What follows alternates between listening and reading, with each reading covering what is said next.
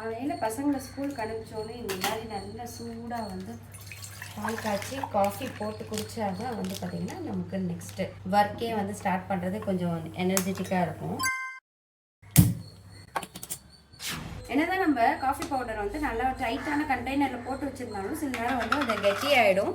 So அது கெட்டியாகாமல் இருக்கிறதுக்கு ஒரு நல்ல டிப் கொடுக்குறேன். இந்த மாதிரி ஒயிட் காட்டன் துணியில் கொஞ்சமாக வந்து நீங்கள் அரிசியை போட்டுட்டு ஸோ அதை வந்து ஒரு மூட்டை மாதிரி கட்டிடுங்க.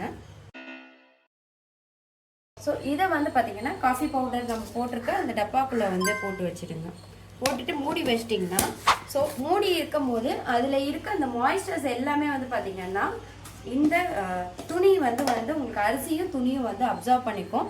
ஸோ அதனால எப்போவுமே காஃபி பவுடர் வந்து உங்களுக்கு இதே மாதிரியே வந்து ட்ரையாகவே இருக்கும்.